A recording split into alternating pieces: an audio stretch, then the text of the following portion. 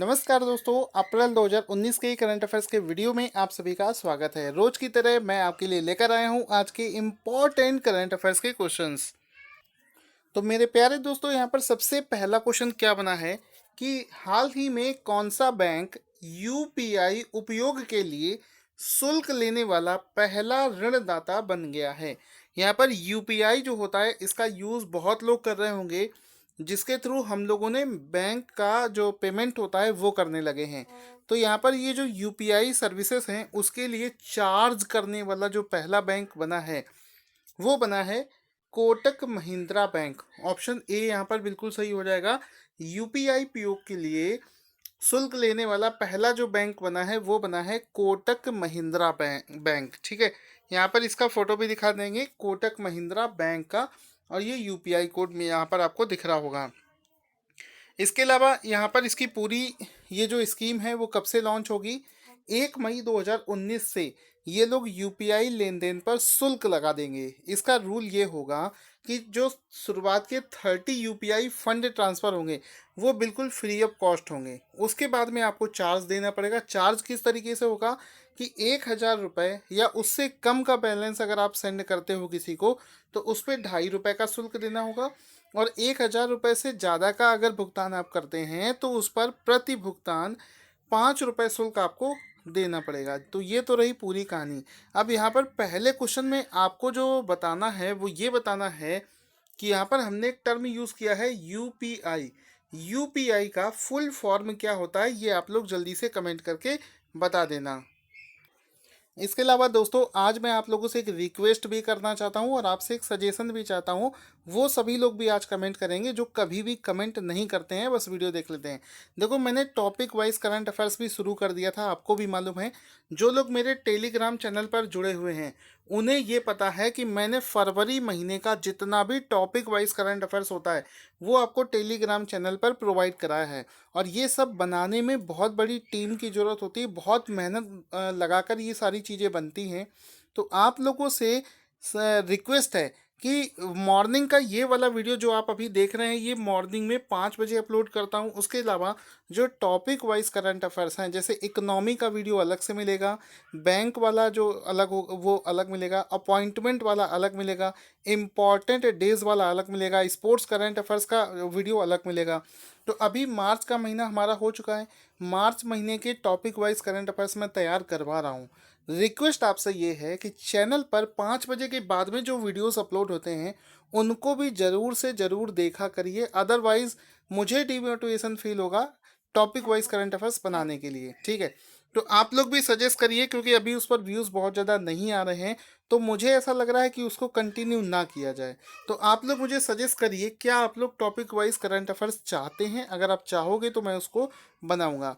दूसरी चीज़, topic wise वाले current affairs जो फरवरी महीने में बनाए थे उसका मैंने वीडियो नहीं बना पाया था, तो उसका पूरा पीडीएफ मैंने टेलीग्राम चैनल पर शेयर कर दिया है। तो वीडियो के डिस्क्रिप्शन में टेलीग्राम चैनल का लिंक है, जिसको नहीं मिले हैं वो टॉपिक वाइज करंट अफेयर्स वहाँ से ले सकता है।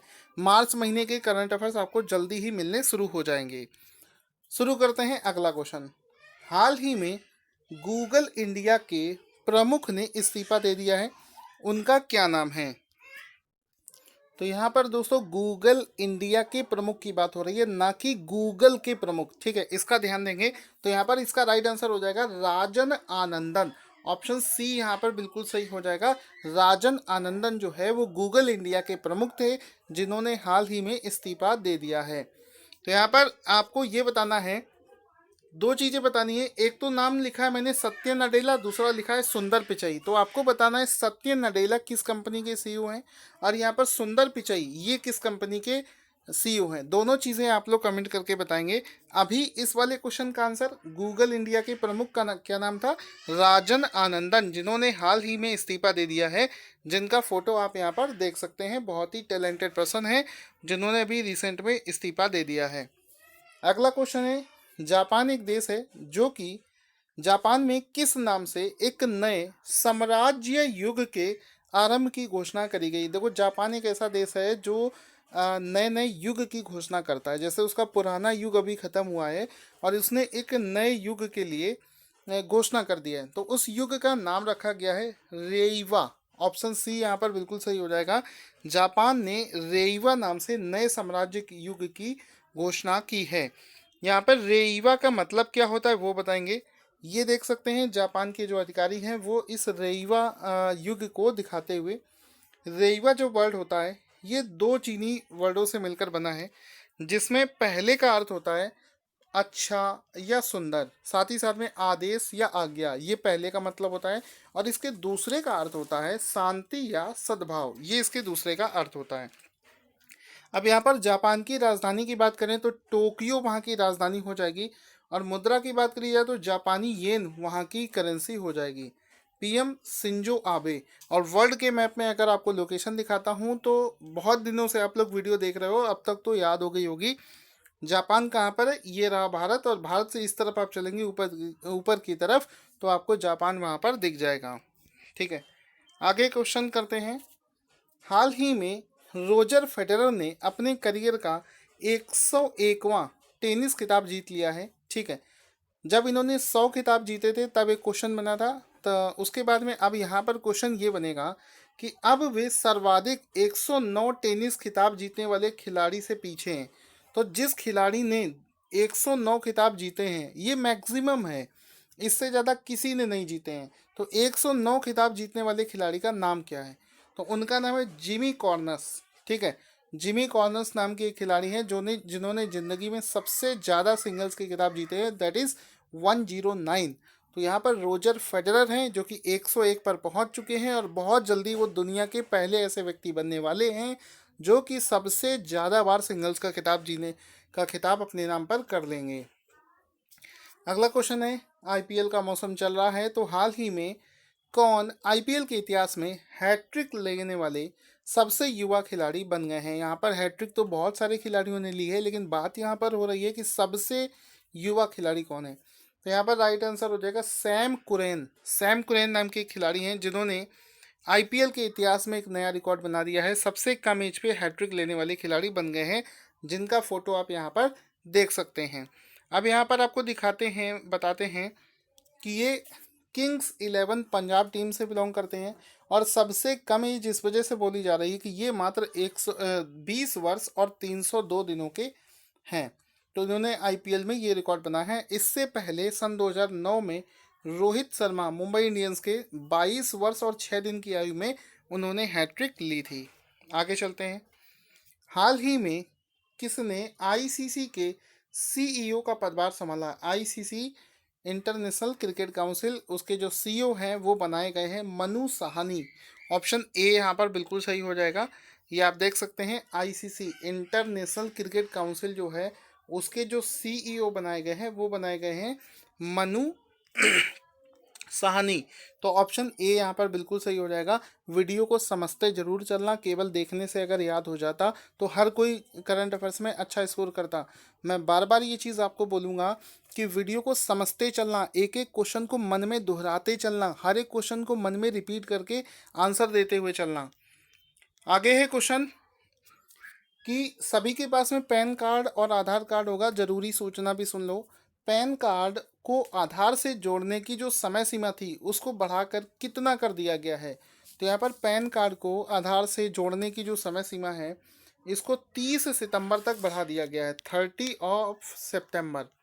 ठीक है, तो अगर आपने अभी तक अपने पैन कार्ड को आधार कार्ड से लिंक नहीं किया है तो जल्दी से कर लीजिए, आखिरी मौका मिला है आपको। हालांकि मैंने भी अभी नहीं किया है, मैं भी अभी इसी दौरान ही करूँगा। तो यहाँ पर देख सकते हैं पहले इसकी जो आखिरी डेट थी वो थी 31 मार्च। ठीक है, तो अब इसको बढ़ाकर कर दिया गया है 30 सितंबर। तो ऑप्शन डी यहाँ पर बिल्कुल सही हो जाएगा।